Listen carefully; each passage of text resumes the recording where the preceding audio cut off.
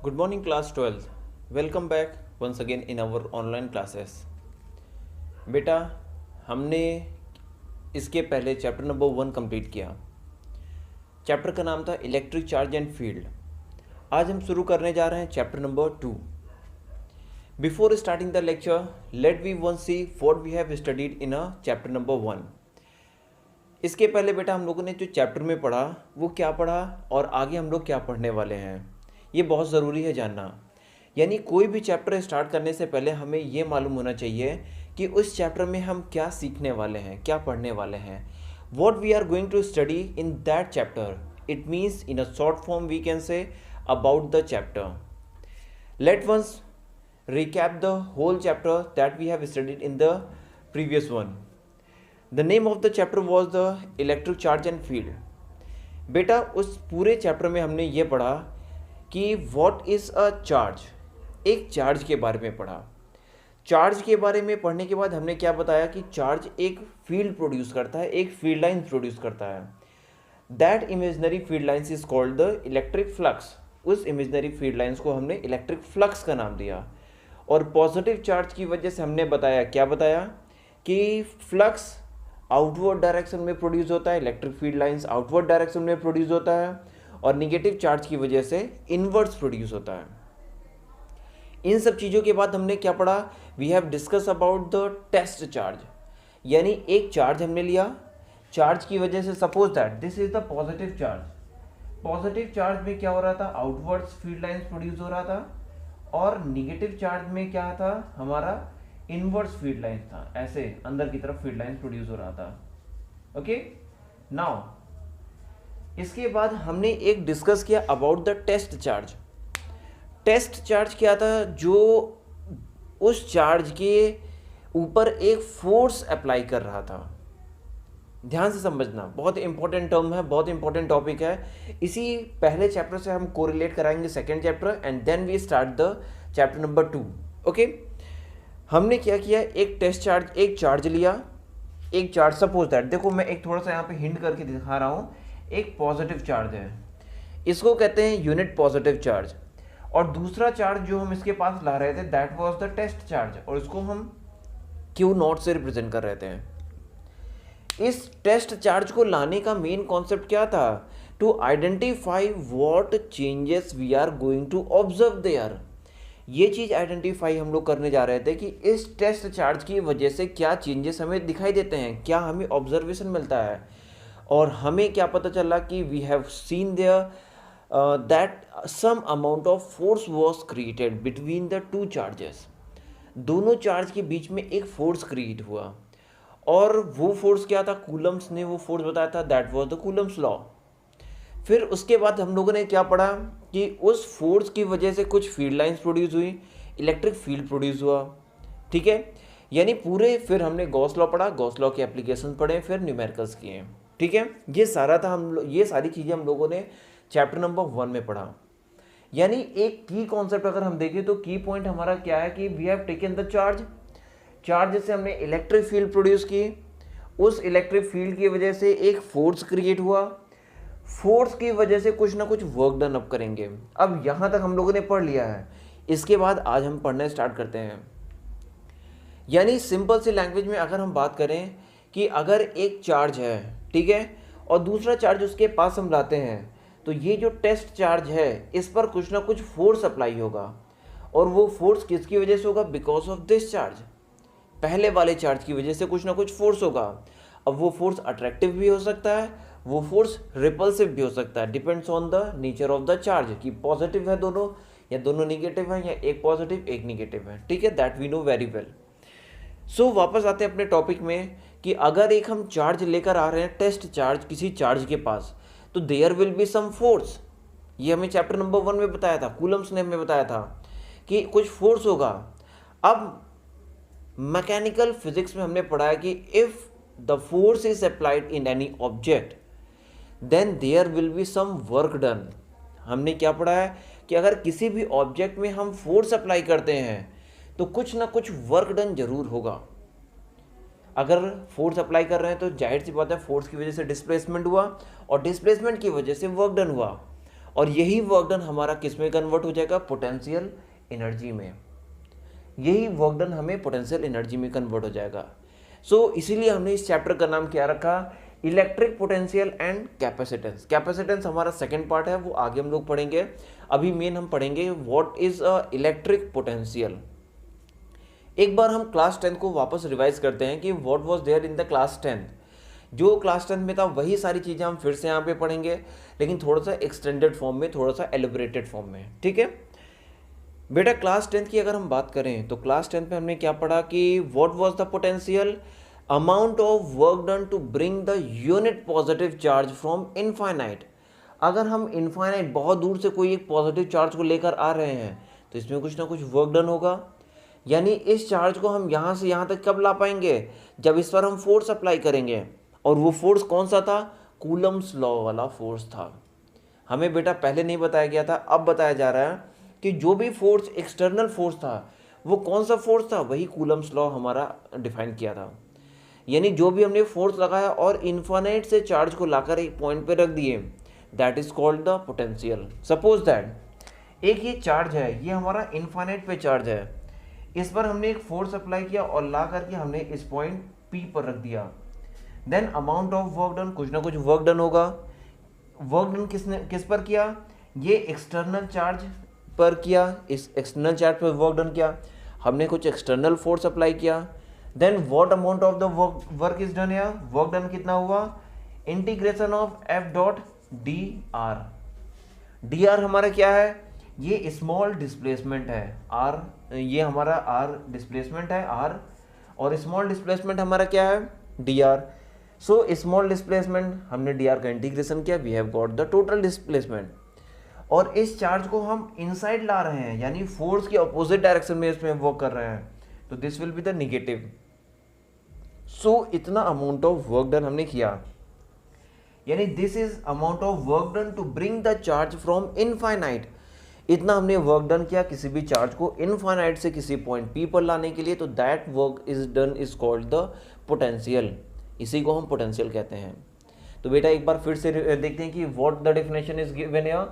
Definition of the electric potential, amount of work done to bring the unit positive charge from infinite. यानी किसी भी charge को infinite से लेकर आने में जितना भी हमें वर्क डन करना पड़ रहा है, जो भी हमें वर्क डन किया, that is called the electric potential. उसी को हम क्या कहेंगे, इलेक्ट्रिक पोटेंशियल कहेंगे। पोटेंशियल का यूनिट क्या हो जाएगा, वर्क डन अपॉन चार्ज। और इस ये हमारा फॉर्मूला है, और इसकी यूनिट क्या हो जाएगी, जूल पर कूलम।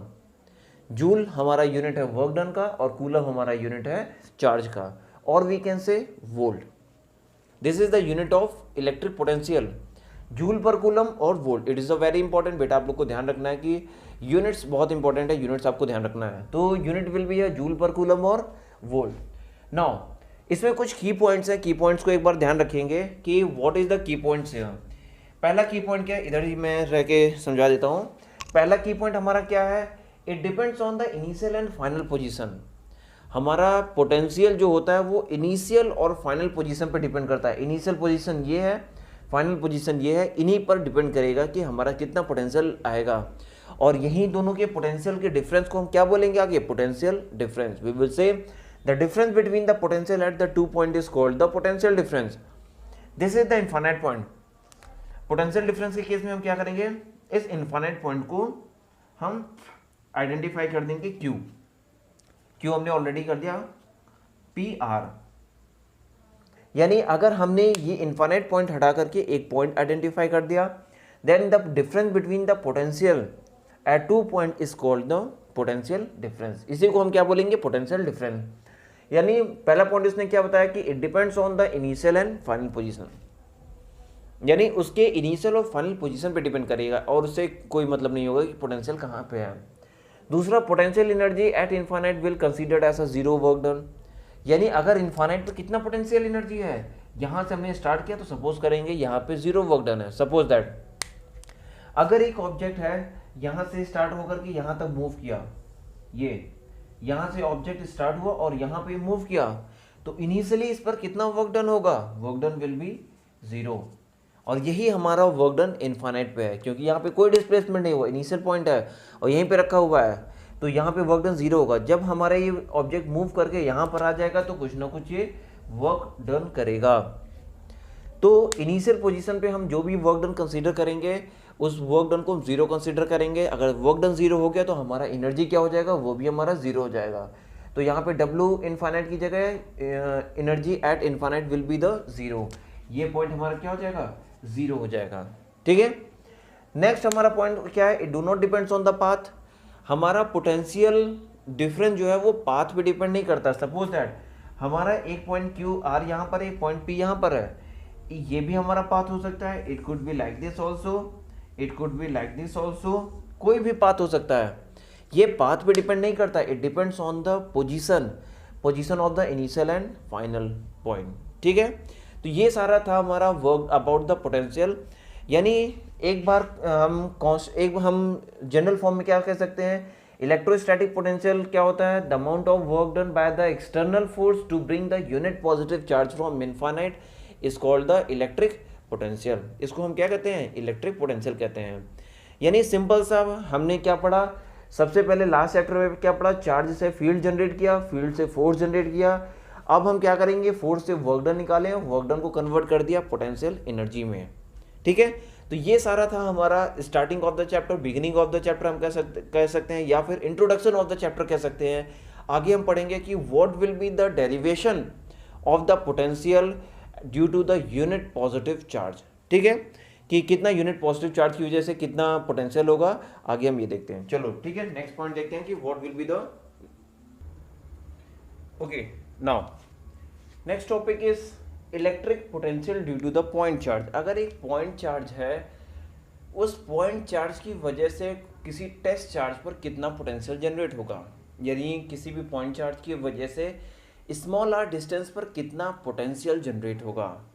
देखो सपोज दैट एक हमारा है, एक हमने चार्ज लिया, ठीक है, यूनिट पॉजिटिव चार्ज Q है। Q चार्ज की वजह से कुछ इलेक्ट्रिक फील्ड हमारा आउटवर्ड डायरेक्शन में प्रोड्यूस होगा। We know very well electric field की डायरेक्शन किधर होगी, आउटवर्ड डायरेक्शन में होगी। ये फील्ड लाइंस आउटवर्ड डायरेक्शन में है। हमें अच्छे से पता है कि एक टेस्ट चार्ज की वजह से इलेक्ट्रिक फील्ड की डायरेक्शन हरदम आउटवर्ड डायरेक्शन में होगा। Suppose that small r distance पर एक पॉइंट हमने P सपोज किया, जहां पर हमें क्या फाइंड करना है कि what amount of potential will be there at the point P। हमें क्या फाइंड करना है कि कितना पोटेंशियल जनरेट होगा एट द पॉइंट P पर। Suppose that this distance is small r, ये जो डिस्टेंस है that is the small r distance है। Okay, this distance is small r। यहां पर हमें एक पोटेंशियल फाइंड करना, हमें यहां पे फाइंड करना कि what amount of potential will be generated at this point. Okay, now चलो आगे देखते हैं क्या होगा। Now see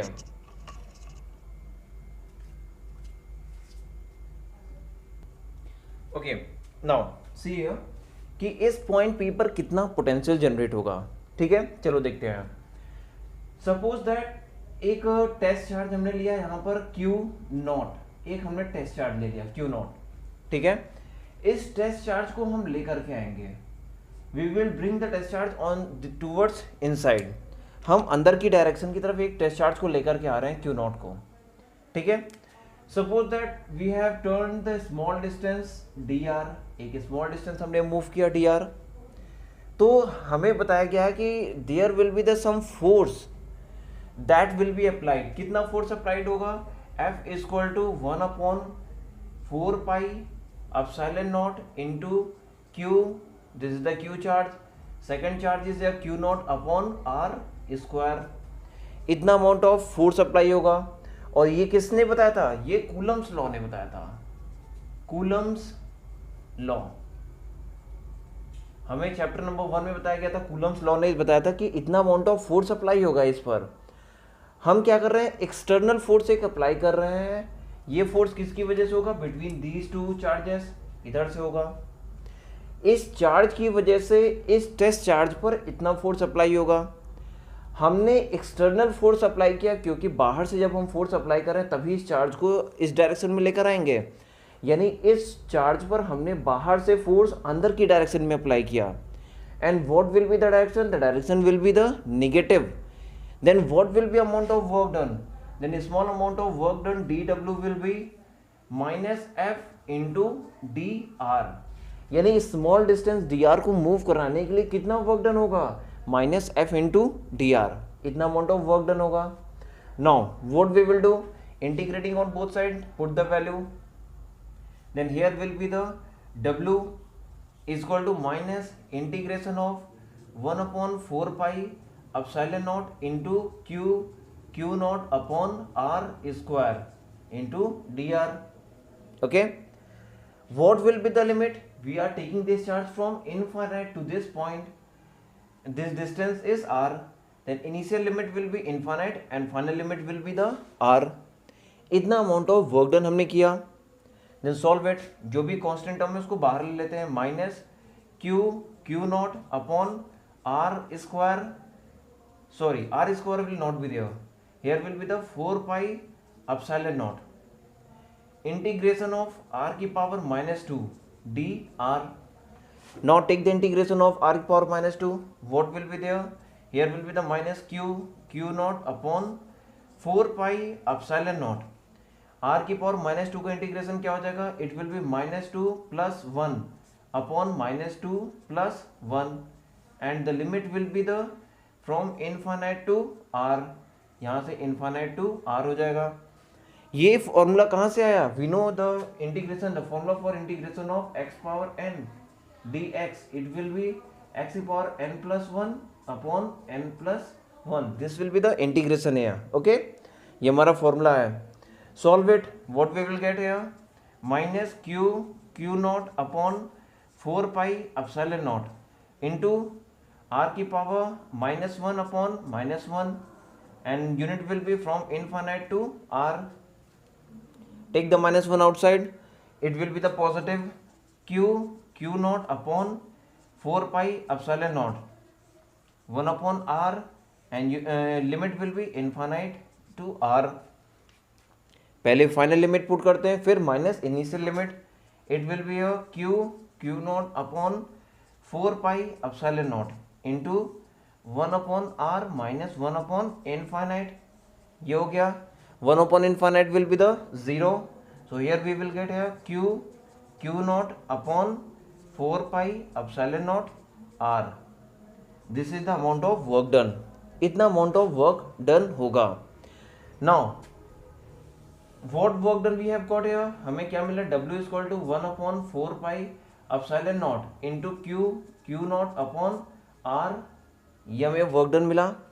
But we need to find here potential. We know that potential is equal to V. Potential V is equal to W upon q naught. Q naught हमने क्यों लिया? क्योंकि किस पर हम टेस्ट पोटेंशियल फाइंड कर रहे हैं? इस Q naught चार्ज पर पोटेंशियल फाइंड कर रहे हैं. Then we need to take here Q naught.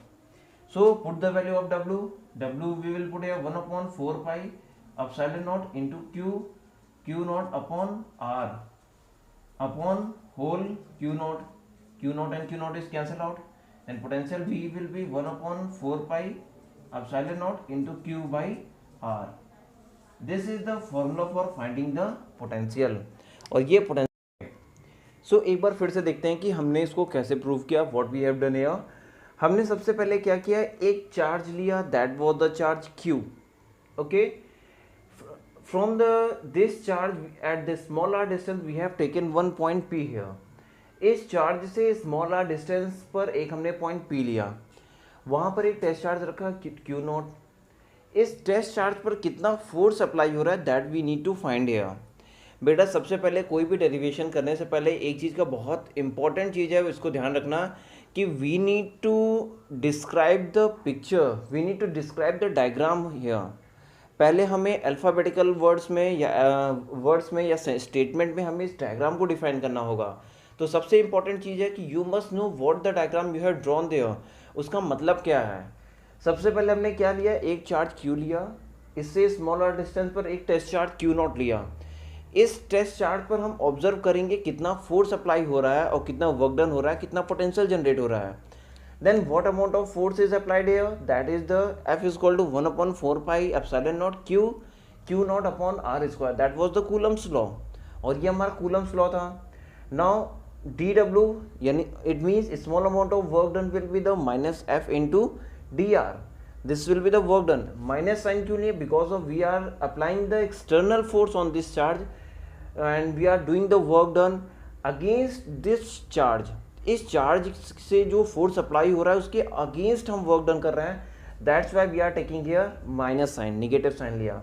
Put the value of force, whatever the constant term is here we have taken outside. Now we have integrated this value of r, we have kept the value, we have kept this limits. First we will put here final limit minus initial limit, we have solved that and we have got this value. Okay, suppose that now this we have got the derivation of a potential due to the unit positive charge, we have got the value of derivation of for the potential due to the positive charge. Now one thing we should know about that कि क्या relation है यहाँ पे, यानी electrostatic potential जो हमने वहाँ पे पढ़ा, अगर हम उसकी बात करें तो what we have saw that electrostatic potential is always directly proportional to 1/r²। It means electrostatic potential किस लॉ को फॉलो करता है? ये इनवर्स स्क्वायर लॉ को फॉलो करता है। But potential, this is the electric field, but potential follows the inverse law. हमारा potential क्या फॉलो करता है? इनवर्स लॉ को फॉलो करता है, इनवर्स लॉ को फॉलो करता है। और electrostatic potential inverse square law, inverse square law को फॉलो करता है।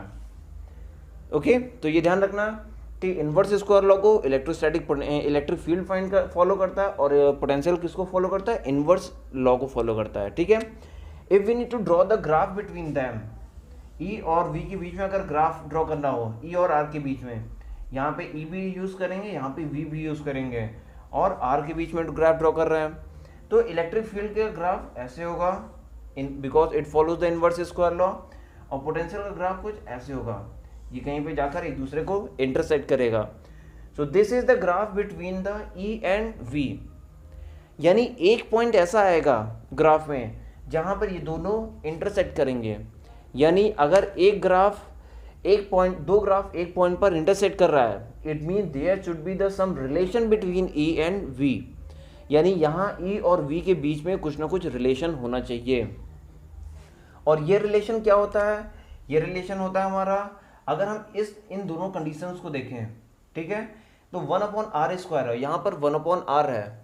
हम क्या कर लें, अगर स्मॉल इलेक्ट्रिक फील्ड ले लें तो डी ई इक्वल टू ले लें 1/r²। ओके, 1/r² को लिख सकते हैं 1/r इंटू 1/r, और 1/r किसका रिलेशन है? That is the relation of D V. Then इसको हम लिख सकते हैं D E equal to minus D V by R, और ये हमारा एक रिलेशन है, इसको बोलते हैं इलेक्ट्रोस्टैटिक एनालॉग। इसको हम रिलेशन रिलेट करते हैं। क्या रिलेशन हमारा है? इसको हम कभी कभी हमें यहाँ पे डेल से भी रिप्रेजेंट किया जाता है, तो ये एक रिलेशन है कि del E equal to minus del V by R, this is the relation है। ओके, तो ये रिलेशन को ध्यान रखना, बहुत इंपॉर्टेंट रिलेशन है, ये बहुत जगह आगे यूज होगा। Electric relation between the electric field and electric potential. ठीक है, तो ये था हमारा relation between electric field and electric potential. चलो आगे देखते हैं कि what is the next topic. ठीक है, नेक्स्ट टॉपिक पे आते हैं, देखते हैं क्या है हमारा नेक्स्ट टॉपिक। चलो एक छोटा सा न्यूमेरिकल कर लेते हैं, देखते हैं कि न्यूमेरिकल क्या दिया हुआ है। This is the numerical from the NCERT example that is given on the page number 55. Okay, you can see there. The question is given here, calculate the potential at a point P due to the charge 4 into 10 power minus 7 coulomb located 9 centimetre away. यानी बहुत simple सा numerical है, 1 marks का numerical इस तरह का आता है। The solution is given here. उसने बोला है कि चार्ज की वैल्यू क्या है, Q is given here 4 into 10 power minus 7 coulomb. बेटा इस चीज़ को बहुत ध्यान देना कि अक्सर यहाँ पे कूलम और माइक्रो कूलम दिया रहता है। माइक्रो कूलम दिया रहेगा 10⁻⁶ करना है, कूलम दिया रहेगा तो सिंपल से लिख लेना है। The distance r is given here 9 centimetre.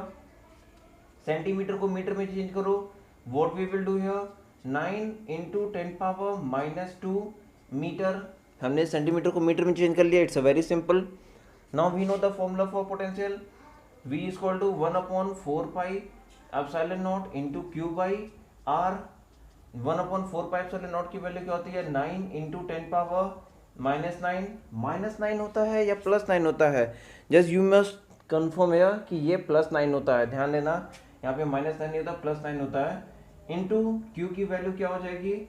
It is given your 4 into 10 power -7 upon distance is your R is your 9 into 10 power -2. 9 से 9 कैंसिल आउट. ठीक है, ये कैंसिल कर दिए. सॉल्व कर लेंगे, देखते हैं क्या आंसर आता है. इट विल बी 4 बचा और 10 इंटू 10 पावर +9 -7 +2 तो कितना हो जाएगा? 9 - 7 2 और ये हो जाएगा 4 इंटू 10 पावर 4 वोल्ट. इतना वैल्यू हो जाएगा पोटेंशियल का. आगे इसका सेकंड पार्ट भी एक दिया हुआ, उसमें लिखा हुआ obtain a work done to bring the charge from infinite. इस चार्ज को इनफाइनाइट से लेकर आना है. तो कितना वर्क डन होगा हमारा यहाँ पे? Work done W equal to Q into V. ये Q डैश है, ये Q नॉट है. Q नॉट हमारा क्या है? टेस्ट चार्ज है. इस चार्ज को लेकर के आना है. तो इस चार्ज पर जो भी पोटेंशियल अप्लाई होगा किसकी वजह से होगा? Because of this charge. पहले ये चार्ज रखा हुआ था, इसकी वजह से इस पर कितना पोटेंशियल अप्लाई होगा? That is the V. और ये हमारा Q नॉट होगा. Q नॉट की वैल्यू क्या गिवन है? 2 into 10 power -9 coulomb into 4 into 10 power 4. It will B 4 2 8 into 10 power -5. Work done है तो इट विल बी जूल. इतना अमाउंट ऑफ वर्क डन होगा W. इसमें आगे एक लाइन और पूछा हुआ है कि whether the work done will depends on the path. तो मैं पहले भी बता चुका हूँ कि ये पाथ पे डिपेंडेंट नहीं होता है. बेटा ध्यान रखना, ये पाथ पे डिपेंडेंट नहीं होता है, तो पाथ डिपेंडेंसी नहीं करना. ठीक है. सो ये था आज की वीडियो में, इतना ही. एक चीज़ और मैं सोच रहा हूँ बता देने के लिए कि अभी हम लोगों ने पढ़ा कि एक चार्ज है Q, unit positive charge Q है, और एक टेस्ट चार्ज हम लेकर आ रहे हैं Q नॉट. तो इस पर पोटेंशियल फाइंड कर रहे थे. सपोज दैट इस तरह के इनफाइनाइट कई चार्जेस हैं, तो what will be the total potential? तो ध्यान रखना बेटा, जैसे इलेक्ट्रिक फील्ड के केस में हमने किया था कि टोटल पोटेंशियल हमारा, इसको क्या कहते हैं? Potential due to the system of charges. तो टोटल पोटेंशियल क्या हो जाएगा? V equal to V1 plus V2 plus V3 plus and up to the infinite Vn, सबका टोटल सम के इक्वल होगा. यानी we can also write like this 1/4 pi epsilon naught. इसको हमने कॉमन ले लिया क्योंकि ये कॉमन टर्म है. तो it will be Q1 upon R1 plus Q2 upon R2. आगे क्या हो जाएगा? Plus Q3 upon R3 and so on plus Qn upon Rn. This will be the total potential due to the system of charge. System of charge की वजह से इतना amount of total potential generate होगा. ठीक है. सो बेटा आज की क्लास में बस इतना ही. एक बार फिर से मैं बोलूँगा कि अगर आपके पास बुक नहीं है, just go to the shop and purchase the book set. पढ़ाई करना स्टार्ट करो. चैप्टर नंबर 1 बेटा हो चुका है. जिन्होंने अभी अपने नोट्स नहीं कंप्लीट किए हैं, just complete the notes and send it to me. मेरे पास बहुत ही लिमिटेड लोगों के नोट्स आए हैं, कंप्लीट करके सेंड करो. चैप्टर नंबर 2 हमारा स्टार्ट हो गया है. चैप्टर नंबर 2 को अच्छे से पढ़ो क्योंकि पीरियोडिक टेस्ट 1 में चैप्टर नंबर 1, 2 और 3 आने वाला है. ठीक है. तो आज की क्लास में हमने क्या पढ़ा, एक बार फिर से रिमाइंड कर लेते हैं. सबसे पहले हमने जाना कि what is the potential, what is the potential difference. फिर potential due to the point charge हमने पढ़ा, और उसके बाद हम लोगों ने एक न्यूमेरिकल किया. फिर potential due to the system of charges पढ़े हैं. अब बेटा नेक्स्ट क्लास में हम लोग क्या पढ़ेंगे? About the dipole. फिर डाइपोल में निकालेंगे कि उसके एक्सियल पोजीशन पर कितना पोटेंशियल है, इक्वेटोरियल पोजीशन पर कितना पोटेंशियल, जैसे हम लोगों ने इलेक्ट्रिक फील्ड के केस में निकाला था. डाइपोल पढ़ा था. डाइपोल क्या होता है? When two equal and opposite charges are separated at a small distance, that is called the dipole. और डाइपोल की वजह से हमने इलेक्ट्रिक फील्ड फाइंड किया था. तो अब हम क्या फाइंड करेंगे? पोटेंशियल फाइंड करेंगे. ओके. सो आज की क्लास में इतना ही. That's all for this class. हम लोग एक बार नेक्स्ट क्लास में फिर से मिलेंगे. तब तक के लिए good bye, bye bye, take care. अपना ख्याल रखो. घर से बाहर ज़्यादा नहीं निकलना है. ठीक है. घर में रह के पढ़ाई करो. और यही एक मोड ऑफ टीचिंग अब बची है हमारे पास। ये एक मोड ऑफ टीचिंग है ऑनलाइन टीचिंग, उसको अच्छे से पढ़ाई करो, ठीक है। बोर्ड एग्जाम्स आप लोग के होने हैं। चलो तब तक के लिए बाय बाय, टेक केयर।